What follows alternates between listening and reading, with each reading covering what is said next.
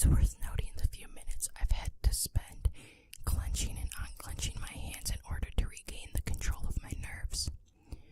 Just enough to put down in plain words the events that continue to fester in the back of my mind. Unburden the soul. That's why people make confessions, right? I admit now that these memories continue to redevelop my childhood fear of the dark. As I write this, I realize what I'm searching for is a shared experience. Somebody who can simply say, "You're not alone." For a while, my parents were renting out this property a few miles from where we lived. They were struggling to find the right tenants and in some cases keep them. The upkeep itself was becoming a burden, and generally it wasn't generating enough money for them to keep it going. As I was in that transitional stage of seeking my own place anyway, I realized that this was a perfect opportunity for me to fill the void of my parents' much-needed tenants. After some persuasion, I was handed the keys under two conditions: that I would pay for half the rent and continue to look for my own apartment. I recall my dad added jokingly not to burn the place down as he dropped the key into my hand. I was prepared for the house to get lonely, even creepy at times, but these things noticeably developed into something far more pronounced as the days grew short and my working nights long. I've always been aware of my tendency to stay up late, finding peace in some knowledge that I wouldn't fall prey to a somber thought or a bad dream, not until I reached that point where I simply couldn't keep my eyes open any longer. To pay my half of the agreed rent, I continued to work late as a freelance web designer. This would have been sometime between 1 and 5 a.m. when I first heard that calm tap of heeled shoes upon the concrete path outside. In the silence of my room, at an hour where cars would seldom pass, this casual tap had stirred me from my work. I never really believed it to be completely out of ordinary, just a girl walking home from a late night of drinking. I know now this was something else. The days continued to be a bright and welcoming change from the cold nights before it. A life of independence that left an even brighter smile upon my face. Inviting a couple of friends to hang out. Like old times, we'd kick back with some terrible horror film and drink a few beers before I needed to settle back into some work. My friends had left me that night with a lingering taste of beer. Usually, at this point, I'd make myself a cup of tea and remain confined to my bedroom until morning. Some nights, I'd hastily move across the darkness of my landing to the sanctuary of my bathroom, brush my teeth, and dart back. I never did buy a bulb for that landing. This time, I grabbed a beer from the fridge and, like clockwork, checked the back door was locked and the windows were firmly shut before heading up. I continued to top up my courage with a sip of beer as I walked along the creaking boards of the landing. My room, as always, a static blur in the darkness as I approached. Feeling that familiar emptiness of the staircase below my feet, I took another sip. That night, I remember the progress of my work coming to an abrupt end. Uninspired, I sat listening to the wind through my open window until slowly my ears detected a particular sound fading into the wind.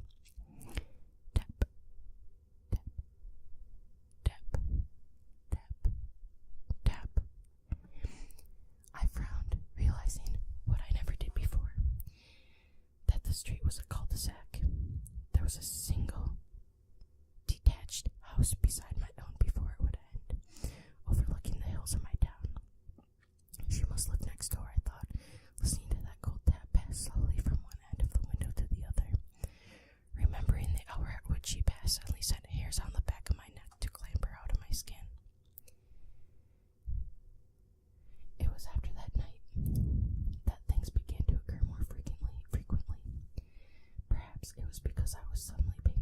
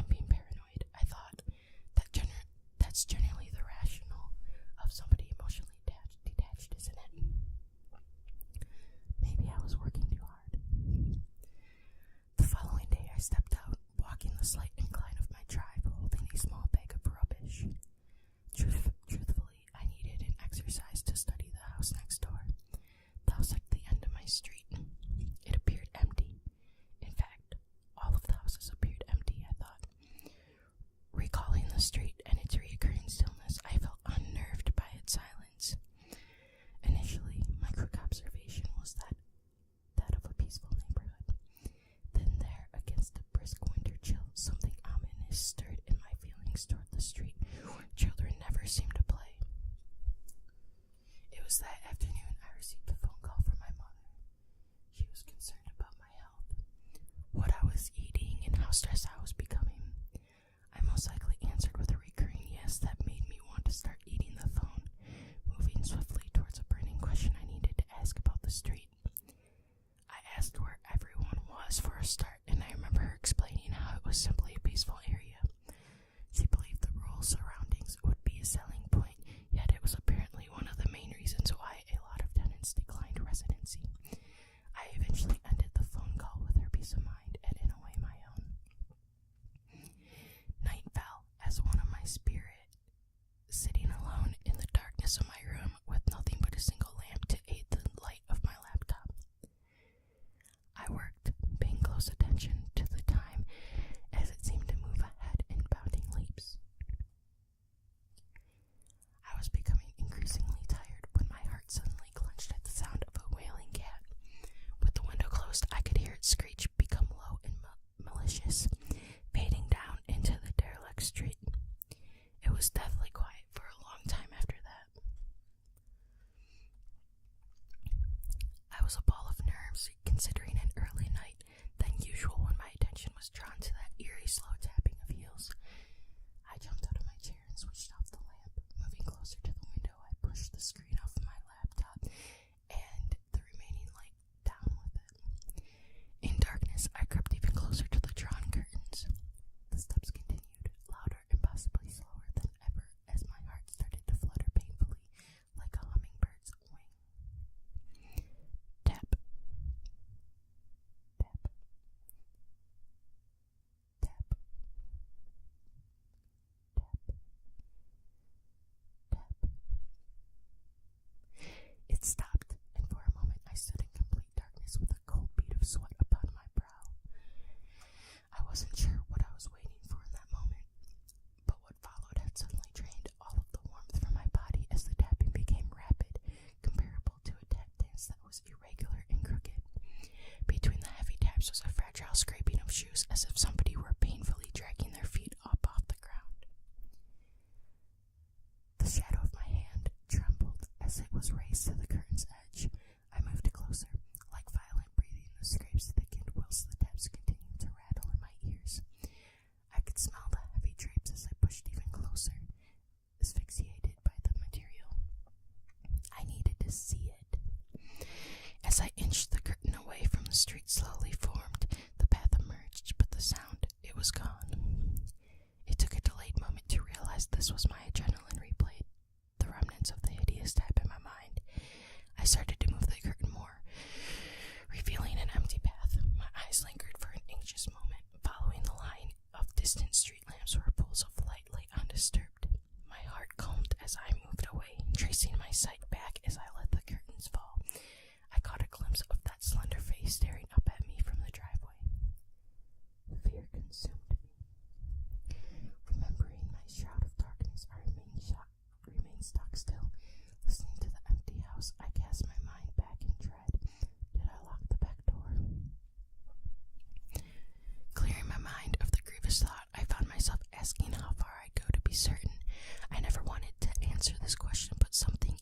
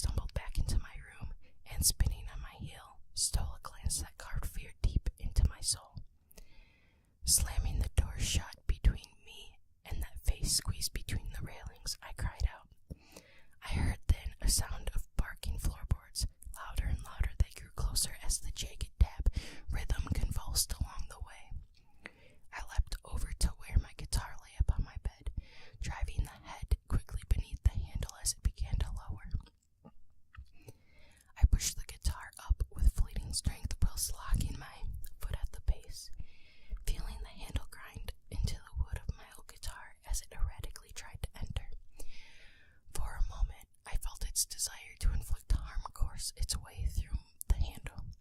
The door began to thunder and shake uncontrollably in the moments that led to its abrupt and final end. Rooted to the floor, I slowly felt my legs give in, sliding down the wall. I sat cradling the guitar in its locked position for what would be the longest night I've ever had to endure. That night I listened for something, anything that would suggest it was over, yet nothing changed. The door was again lifeless and ordinary. As the night faded from black, I remained frozen at the foot of my bedroom door. Fighting to stay awake, I found myself wavering from the nightmares that lay in wait, fighting until the gray shades of morning bathed my room in new light. Silently, I stared at the ceiling. There were no birds to be heard this morning, I thought. As my mind began to reel itself back into a flawed sense of peace, a sudden sound shattered that silence and any sense of calm.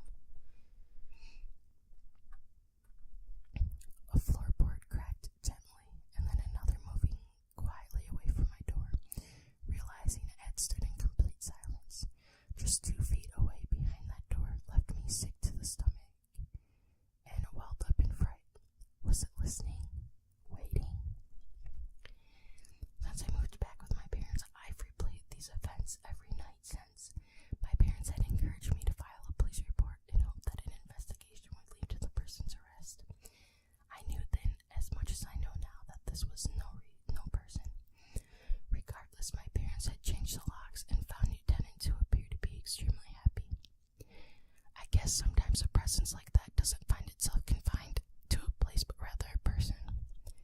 Sometimes I think I can hear that steady tapping pass by my window in the dead of night, but always, when I close my eyes, I still see that wide-eyed face smiling up at me through the railings. Police report. Salisbury Police Station, Wilburn Road, Salisbury, SP4 5YR. Tel 0845 579 6000. Incident type: missing person. Case number 1167350302. Date, time, report made 19/11/12, 11:55 a.m. Surname: Fowler. Forename: Josh. Last seen 17/11/12. Last seen location: Green Crescent. Age: 21. Gender: male. Height, weight: 5'8", 160 pounds approximately. Details of disappearance. Disappearance from family home, 14 Green Crescent, Salisbury, on the evening of November 17th.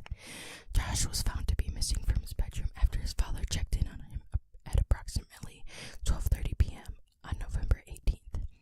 His belongings, including his cell phone, wallet, and clothing, were left behind.